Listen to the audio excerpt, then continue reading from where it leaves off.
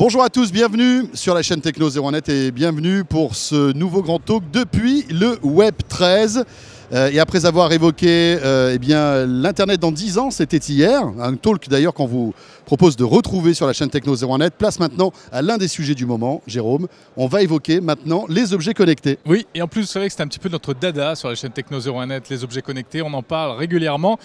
Et ça fait partie de cette thématique du web dans 10 ans parce qu'on sait que les objets seront visiblement au cœur de notre vie numérique.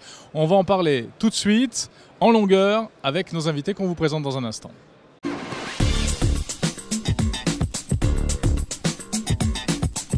Et croyez-moi, des objets connectés ici, il y en a à tous les coins, dans tous les coins, avec des startups qui lancent pas mal de nouveautés. On a choisi quand même là deux acteurs confirmés quand même de l'objet connecté. On a pris des poids lourds. Enfin, deux ténors français. Avec Rafi Aladjian qui est là. Bonjour Rafi. Bonjour. Voilà, qui présente son Mother, qu'on a pu découvrir d'ailleurs il y a quelques temps sur la chaîne Techno 01net. Reportage à revoir d'urgence. En reportage. Et puis à ses côtés, Julien de Préaumont. Bonjour Julien. Bonjour. Directeur marketing en fait de WeThings. Alors WeThings qui est l'un peut-être des papas des objets connectés en France. Depuis de nombreuses années, vous sortez des objets connectés liés à la santé. C'est difficile de dire ça à côté de Rafi, mais effectivement on a été les premiers à lancer un objet du quotidien, c'est-à-dire la balance, et à le connecter à son réseau Wi-Fi pour un tracking au quotidien. Voilà, la balance qui a été aussi upgradée, enfin rafraîchie il y a quelques temps de cela avec de nouvelles fonctionnalités. Tout à fait, qui permet maintenant d'avoir son pouls ainsi que la qualité de l'air dans la pièce dans laquelle elle se trouve. Alors Rafi Aladjian, c'est vrai que dès qu'on parle d'objets connectés, ici en France, on pense à vous. Vous êtes le père spirituel des objets connectés, avec le lapin à Bastag, et puis avec un discours que vous avez depuis très longtemps sur les objets connectés en fait. Oui, je pense que les objets connectés, pour moi, c'était une histoire d'il y a 10 ans. Maintenant, elle a fait son chemin. Et je pense qu'on est passé à la phase d'après, qui est celle d'avoir des objets non seulement connectés, ce qui est la moindre des choses, mais d'avoir des objets intelligents. Et donc, la phase dans laquelle nous sommes rentrés chez Sen, c'est faire des capteurs qui viennent se fondre dans la vie de tous les jours des gens et qui la rendent de plus en plus intelligente, agréable, utile, saine. Est-ce que vous pouvez nous donner un exemple d'objet connecté intelligent? C'est quoi pour vous? Un objet connecté intelligent. Est-ce que ce que font WeThings, c'est intelligent? Ce sont des objets intelligents ou pas? J'essaie de jeter un peu d'huile sur le feu pour voir ce que ça donne. Je peux vous dire ce qu'est un objet connecté pas intelligent. La plupart des objets connectés qu'on voit aujourd'hui sont soit des télécommandes, soit des perroquets. Et là, je ne vise personne. C'est-à-dire Henri Seydoux. Non, ça n'a rien à voir avec Henri Seydoux. Mais ça n'a rien à voir avec Parrot. Ça n'a rien à voir avec Parrot. C'est soit des objets qu'on peut télécommander, c'est-à-dire je décide, j'appuie sur un bouton et la lumière s'allume, ou bien c'est des objets qui mesurent quelque chose quelque part et me le répètent sur mon iPhone en disant il fait 27 degrés, il fait 27 degrés, et l'oublie tout de suite et qui n'en tire aucun enseignement utile. Mais on pense que si on va vivre dans un environnement dans lequel il y a de plus en plus d'objets connectés, on ne pourra pas vivre avec plein de perroquets, plein d'objets qui vont nous dire il se passe ceci, il se passe ceci. On va avoir besoin d'objets intelligents. Par exemple, je ne veux pas que ma porte me dise chaque fois qu'elle s'ouvre, je me suis ouverte, je me suis ouverte, je me suis ouverte. J'ai envie que ma porte me dise je ne me suis pas ouverte alors qu'à cette heure-ci, habituellement, je m'ouvre. Ou bien, tiens, je me suis ouverte alors qu'habituellement, à cette heure-ci, je ne m'ouvre pas. Et le reste du temps, elle ne me parle pas et elle ne me dit rien. C'est ça un objet intelligent. Donc avec les mêmes capteurs, les mêmes objets, etc., on peut faire soit des portes intelligentes, soit on peut faire des portes cons. Alors ça nous ramène donc à Mother que vous venez de dévoiler il y a quelques jours, qui sortira au printemps prochain. On peut en dire un mot rapidement. Mother, c'est quoi ? Mother, c'est une famille de petits objets connectés, pas spécialisés.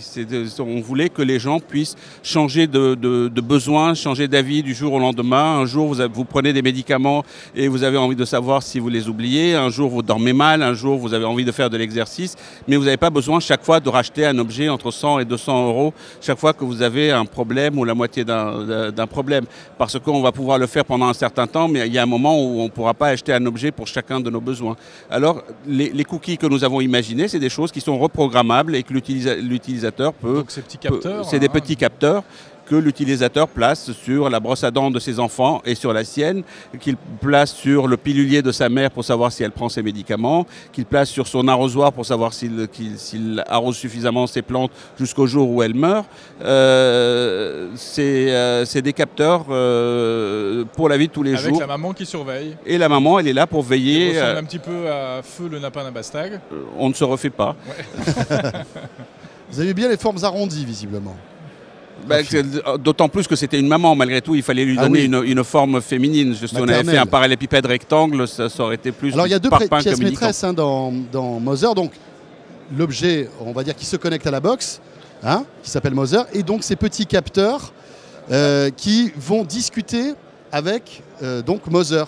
Voilà, Mother vient avec une boîte de 4 cookies et que vous allez placer aux endroits qui sont importants pour vous. Enfin, vous allez d'abord choisir l'utilisation que vous voulez en faire et ces petits capteurs vont se programmer tout seuls et vous allez placer l'objet sur n'importe quoi, une bouteille, une porte, votre poche, etc. Et ils vont faire ce que vous voulez qu'ils fassent, aussi longtemps que vous voulez qu'ils le fassent.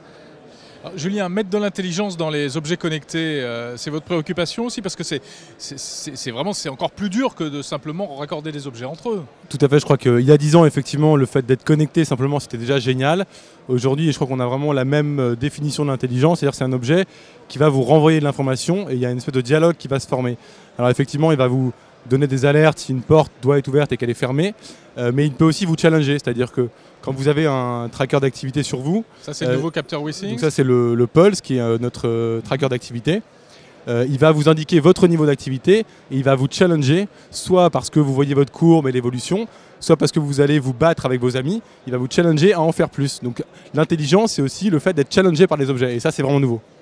Alors, juste une petite remarque, c'est vrai qu'il y a de plus en plus d'objets comme ça qui font à peu près la même chose, c'est-à-dire qu'ils vont calculer le nombre de calories que vous avez dépensé, le nombre de pas, etc. On se retrouve avec une concurrence qui est véritablement forte. Même Nike se met à faire des objets qui ressemblent un peu aux vôtres. Ça ne devient pas un peu compliqué d'être sur ce segment-là ? Je crois qu'être sur un segment qui marche, c'est déjà une bonne chose pour une boîte française. Après, effectivement, on essaye de jouer les différenciateurs sur l'objet, c'est-à-dire qu'on va intégrer des fonctionnalités que les autres n'ont pas. Donc là, aujourd'hui, vous pouvez prendre votre pouls avec le Pulse. Ça, c'est vraiment une exclusivité. On va d'ailleurs en dévoiler une très prochainement dans les heures qui arrivent. Et après, on se différencie aussi par l'approche qu'on a. C'est-à-dire que WeSings, c'est pas uniquement le bien-être. On va faire le lien entre le bien-être et la santé. Et ça se fait à travers des objets peut-être plus médicaux, comme le tensiomètre. Mais on veut vraiment apporter une vue 360 degrés de votre santé, en fait. Juste, alors, comment fait-on pour prendre son pouls avec ce petit appareil ? Comment ça marche ? Une petite démonstration. Ça saute pas aux yeux. Ah là oui, vous avez le petit temps. Le Pulse est livré avec un petit clip. Je vous fais l'article du coup. Mais en gros, il y a une LED qui est derrière. Ouais. Et vous sélectionnez cette caméra-là, je pense qu'en celle-ci, là, voilà. Vous sélectionnez en fait la fonctionnalité pouls. Vous placez votre doigt en fait sur la DEL derrière. D'accord, et ça va capter en fait les pulsations sous la peau ? Exactement, c'est avec la lumière de la DEL qu'on va récupérer cette information. Et c'est assez précis ? C'est relativement précis. Après, c'est pas du pouls en continu, mais ça peut vous donner une indication. C'est une indication. Il y a des applications sur smartphone qui font ça aussi avec le flash. Tout à fait. Alors, ce qui est sympa, c'est d'avoir la balance qui aussi calcule le pouls. Et du coup, vous allez accéder à ce qu'on appelle le pouls alors, je connais le mot en anglais, mais c'est le resting pulse. Donc, c'est le pouls quand vous êtes au repos. Et le fait de baisser ce pouls sur le long terme est un indicateur de bonne santé. Enfin, sauf si on a pris 2 kilos, là on est stressé et on a le pouls qui augmente. Voilà, exactement. Alors là, par exemple, je n'ai pas vu ce que ça avait affiché, mais je dois avoir un pouls extrêmement élevé parce que je suis très intimidé. Oh, ben non, attendez, ça se passe bien.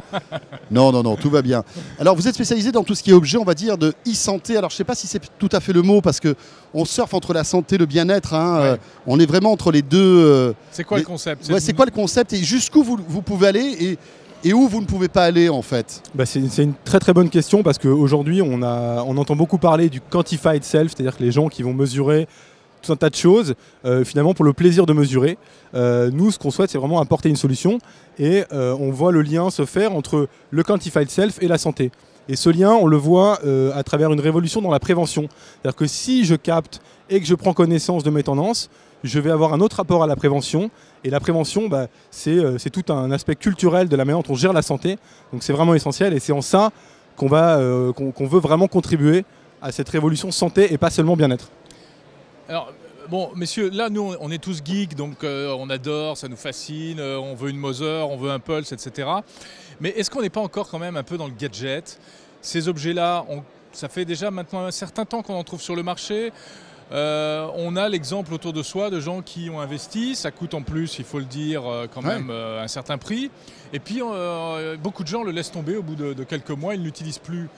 Comment passer, est-ce que vraiment on va pouvoir installer ces objets-là dans la vie quotidienne? Rafi, encore une fois, pas pour jeter de l'huile sur le feu, est-ce que c'est du gadget ça? Je ne sais pas ce que ça veut dire gadget, moi je préfère gadget dans le sens américain qui veut dire petit appareil utile et pas dans le sens Alors le gadget à péjoratif. la française, on va dire, quelque chose qui est hype à la mode pendant un certain temps et qu'après les gens remettent dans leur tiroir. Oui, le principe du gadget, c'est que c'est pas indispensable, c'est amusant, quoi. On est entouré d'objets qui sont des gadgets et qui ne sont pas indispensables. Après, les objets deviennent matures. Il y a des premières versions, des deuxièmes versions, jusqu'au moment où elles arrivent à se fondre dans la vie de tous les jours. Et c'est ce que nous essayons de faire chez Sense. Par exemple, ce sur quoi nous nous sommes penchés, c'est le fait de ne pas avoir à recharger une batterie sur un capteur. Un capteur, plus on l'utilise longtemps, plus il est capable de donner des indications longues. Or, aujourd'hui, le moindre capteur nécessite une recharge à peu près entre une semaine et 15 jours. Alors que si vous avez un capteur dans votre poche et que vous n'en préoccupez pas, vous avez une mesure sur des périodes très longues qui vont vous être beaucoup plus utiles. Plus vous le rendez facile à utiliser, c'est-à-dire que vous supprimez tous les boutons et que vous faites un truc, vous le posez quelque part et il se débrouille, vous n'avez pas besoin de lui dire « maintenant je fais ceci, maintenant je fais cela », il se débrouille. Plus vous arriver à toucher n'importe qui, y compris une malade d'Alzheimer, pour détecter qu'elle prend ses médicaments. Donc il y a beaucoup de travail qui est fait sur le design pour rendre ces objets les plus transparents possibles. On pense qu'à l'arrivée, il n'y aura pas d'interaction avec ces objets. Il y aura des interactions avec des objets du quotidien. Ça aura l'air moins d'un film de science-fiction qu'on le présente aujourd'hui. Les gens vont interagir avec des brosses à dents en plastique, avec des bouteilles d'eau, avec leurs oreillers et leurs pyjamas. Ce sera banalisé. Ce sera la vie banale telle qu'on la connaît aujourd'hui, sauf qu'il y aura un capteur quelque part qui se débrouillera pour comprendre les choses, etc. C'est-à-dire que demain, j'achèterai ma brosse à dents. Il y aura un capteur à l'intérieur. Il y aura un sans capteur que je m'en rende compte, à la limite, je m'en fous. Et elle se connectera automatiquement à my Mother ou, je sais pas moi, à ma box, etc. C'est ça? Voilà, alors soit vous achèterez votre brosse à dents et elle aura un capteur dedans, à condition que ça coûte le prix d'une brosse à dents normale, ou bien vous aurez une brosse à dents normale et vous allez mettre un capteur dessus pour le mesurer aussi longtemps que vous en avez envie. Et puis le jour où vous n'en avez pas envie, vous allez l'utiliser ailleurs. C'est qu'on essaye de faire des capteurs qui ne coûtent pas 100, 200 euros, qu'on essaye de faire des capteurs qui coûtent 20 euros en essayant d'arriver à 10 euros, à 4 euros le capteur, pour que vraiment ça aille dans la vie de tous les jours. Oui, alors on comprend bien le design, le prix, mais il y a aussi l'utilité. Il faut vraiment que ça apporte un service supplémentaire. Mais le prix et l'utilité sont en rapport. Enfin, l'utilité a un rapport avec le prix. C'est que vous n'allez pas mettre 200 euros dans quelque chose qui vous est utile pendant une semaine, alors que la plupart des gens achètent. Au début, peut-être. Mais regardez ce qui se passe dans le monde des applications pour iPhone. Elles ne coûtent pas cher. On peut télécharger une application pour répondre à un besoin ponctuel. Tant qu'elle ne coûte pas cher et qu'elle est juste fun, on peut l'utiliser aussi longtemps qu'on en a besoin, à condition de pouvoir rechanger d'usage, rechanger d'application. Il faut créer cette même fluidité dans les objets. On ne croit pas du tout à un monde dans lequel les gens achètent 30, 40 objets à 200 euros pièce pour s'occuper chacun d'une micro-partie de sa vie. Ça n'existe pas. C'est ce qu'on appelle l'Internet des cadeaux de Noël, c'est pas l'Internet des objets. Julien, est-ce que vous êtes conscient que la multiplication de ces objets, qui chacun vont surveiller un paramètre de notre corps ou faire autre chose, au bout d'un moment, il y aura saturation en fait. D'ailleurs, on le voit, on se rend compte aujourd'hui que le smartphone fait plein de choses. Il y a des smartphones qui font à peu près ce que fait le Pulse. Samsung a sorti le Galaxy S4 avec une appli qui compte les pas, etc., qui donne les calories. Est-ce que, Et encore une fois, est-ce qu'on se sert véritablement de ça? Alors, juste pour revenir sur ce que disait Rafi, je pense que nous, on est dans ce monde justement où les gens déboursent 150 euros pour une balance et on est assez content d'y être parce qu'effectivement, on a identifié un besoin et qu'on n'a pas rajouté un gadget dans la vie des gens, on a remplacé la balance et on l'a connectée et on l'a rendue intelligente. Donc, on leur rend un vrai service. Après, je suis assez d'accord sur le côté gadget des activity trackers, mais ça, si vous voulez, il y a un marché qui existe. C'est aux marques, parce qu'en fait, la personne, quand elle achète un activity tracker, nous commençons une relation avec lui. Et nous sommes en mesure de comprendre si ça a vraiment un effet. Et donc, c'est notre responsabilité de regarder les chiffres, voir si cela a un effet, si ça apporte vraiment de solutions. Et si ça apporte des solutions, continuer à faire évoluer le produit pour qu'il apporte de plus en plus de solutions. Donc, c'est encore un peu en phase exploratoire, en fait. Non, disons qu'on on avance avec un usage qui se développe. Ce Noël qui arrive est important pour vous chez WeSing. Est-ce que vous sentez qu'il y a un frémissement des objets connectés et de vos appareils? Est-ce que ça peut être une idée de cadeau qu'on n'envisageait pas il y a un an peut-être? C'est effectivement une période très importante pour nous, évidemment commercialement, mais aussi parce que nos objets fonctionnent sur un principe communautaire, c'est-à-dire que les gens peuvent se challenger. Et donc quand vous offrez un Pulse, vous n'offrez pas un objet qui va disparaître dans la nature, vous offrez une interaction supplémentaire avec vos amis, avec votre famille, parce que vous allez pouvoir vous battre sur le classement de celui qui a marché le plus la semaine dernière, quoi.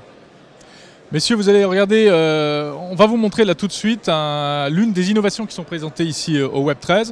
C'est une start-up qui a mis au point, qui est en train d'essayer de mettre au point une espèce de masque à porter la nuit pour... C'est pas encore très sexy, hein. Non. Je vous dis tout de suite...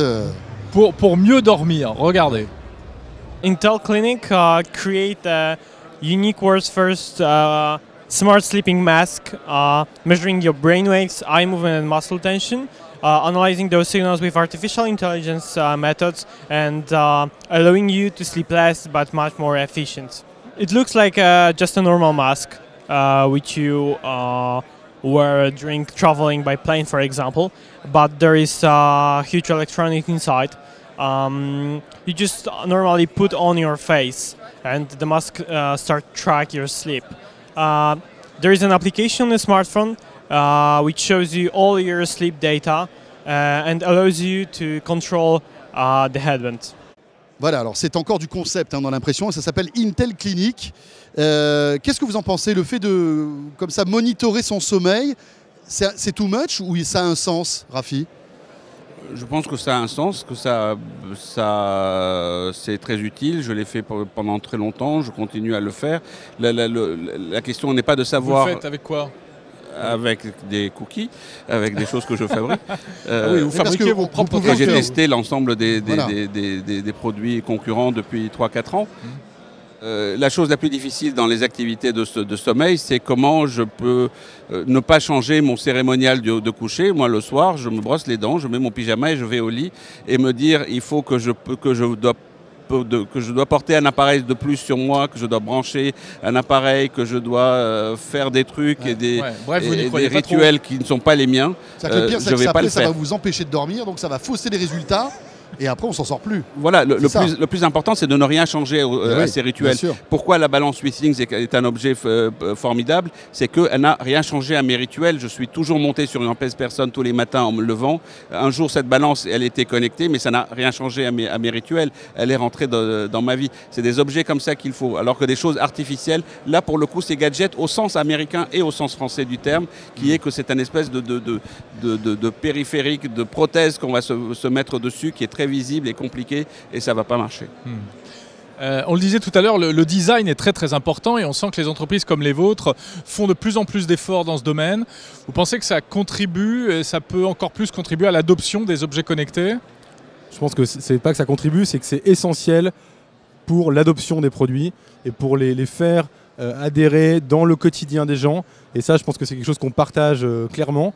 C'est qu'on ne peut pas s'en sortir avec des designs qui ne sont pas les mieux pensés et les plus beaux. Et en plus, les designs ont évolué, c'est-à-dire que c'est amusant. Il y a 20 ans, pour être high-tech, il fallait avoir une montre pleine de boutons. Plus il y avait de boutons, plus c'était moderne. Et aujourd'hui, au contraire, on va vers le dépouillé, l'épuré, etc. Il y a une vraie tendance inversée. C'est vraiment le design qui n'est pas simplement graphique, c'est beau, c'est le design de l'usage. C'est-à-dire qu'il faut que ce soit le plus simple et le plus épuré possible pour rentrer dans le quotidien des gens. Encore une question sur la e-santé. On voit qu'il y a pas mal d'essais de vêtements connectés avec des capteurs. Voilà. Vous y croyez, vous, chez WeSing, à ça? Aux vêtements connectés? C'est vrai qu'on parle de porter un vêtement, donc nous, le Pulse, on le porte aussi à la ceinture, donc il y a quelque chose de commun, c'est-à-dire qu'on va avoir un capteur sur nous un maximum de temps pour capter un maximum de choses. Maintenant, c'est une manière comme une autre de rentrer dans le quotidien des gens. Je pense que technologiquement, il y a encore un peu de travail pour que ce soit dans les vêtements, mais effectivement, on ne serait pas du tout étonné que ça marche, quoi. Rafi, demain, votre pull pourra être connecté ou pas? Déjà avec un cookie. Ça aurait un sens? ça aurait un sens si tous mes pulls étaient connectés et que je ne me pose pas la question de Encore savoir... une fois, on revient à ce que vous disiez tout à l'heure. Voilà, Il faut que ce soit transparent. Le plus difficile, c'est de changer les habitudes des gens. La technologie, finalement, est assez facile. On arrive toujours à la résoudre tout seul dans son laboratoire. La chose la plus difficile, c'est de changer les habitudes de plein de gens et les contraindre à dire maintenant, tu vas porter ce t-shirt affreux avec des capteurs dedans juste pour savoir quelque chose. On le fera une semaine ou deux pour la frime, mais on ne le fera pas longtemps. C'est un peu le syndrome Google Glass, ça, finalement. Absolument. Aujourd'hui, moi. Qu'est-ce que vous en pensez de ces lunettes connectées? Je pense qu'elles sont nécessaires. Je pense que de la même manière que les montres et les montres connectées, les lunettes connectées apparaissent, sont nécessaires dans un monde où on va avoir de plus en plus d'objets qui vont parler en temps réel et on va être à l'écoute de choses de plus en plus nombreuses. C'est qu'au début, quand on avait un PC, on recevait un email par jour et on pouvait vivre avec un truc qui était dans un coin. Et puis la quantité de messages qu'on se met à recevoir devient de plus en plus importante et de plus en plus temps réel. Et donc les montres et les lunettes sont nécessaires pour faire un monde dans lequel je suis un peu à l'écoute de tout mon environnement, parce que mon environnement est fait de plein de capteurs qui vont me rendre conscient de ce qui se passe. Est-ce que la technologie aujourd'hui est suffisamment aboutie pour vous permettre de fabriquer tout ce que vous auriez envie de fabriquer? Moi, je pense que oui. C'est une bonne question, je trouve.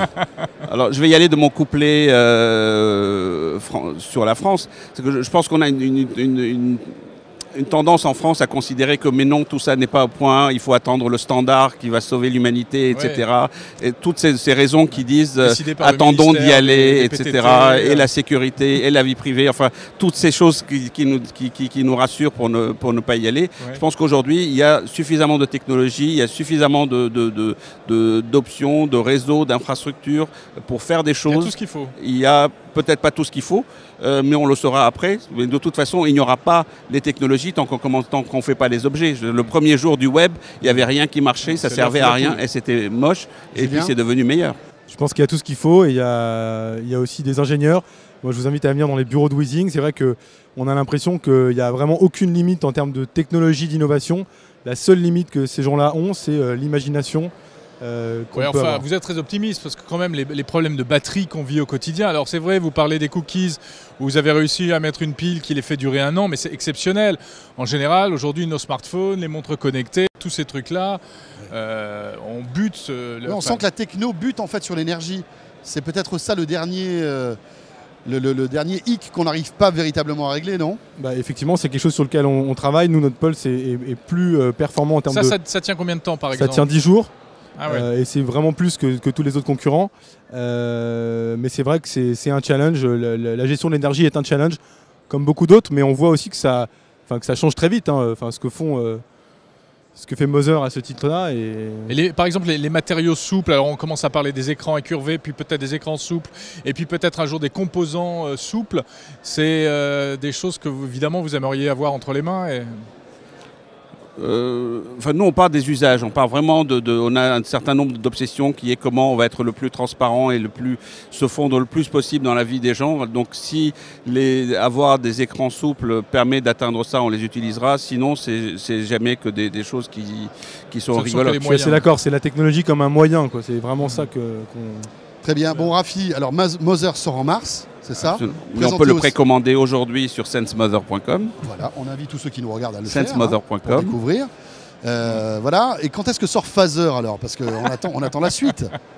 Là. Je pense qu'il n'y aura pas de suite. Il n'y aura pas de suite? Il n'y aura pas de suite, parce que la suite de l'histoire, c'est que finalement, vous allez interagir avec tous vos objets de la vie de tous les jours. Et donc, s'il y a une suite, c'est qu'on n'est pas dans le sens de l'histoire. Le sens de l'histoire, c'est votre pyjama. En tout cas, on vous souhaite plein de succès avec Mother. Voilà.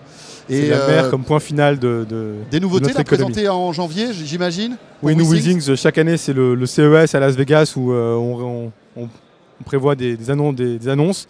Et donc, on vous donne rendez-vous là-bas. Pour des grosses surprises. Très bien. Bon, on y sera de toute façon, ça tombe bien. Cool. Donc on se croisera à Las Vegas. Rafi aussi, vous y serez, je pense. Bien sûr. Merci beaucoup à Rafi Aladjian. Merci messieurs. Le papa de Navastag et puis donc le papa de Mother qui sort dans quelques semaines en France. Ouais. Et merci donc à Julien de Préaumont qui représente la société Weezing qui est directeur marketing. Voilà, on a tout dit. Merci. Voilà. Vous restez avec nous sur la chaîne Techno01net. À revoir ou à voir si vous n'avez pas vu l'autre grand talk spécial Le Web pour parler de l'avenir. Et puis on se retrouve évidemment demain. Bien sûr, la chaîne Techno01net, c'est toute l'actualité high-tech. C'est tous les jours. À très vite. Salut à tous.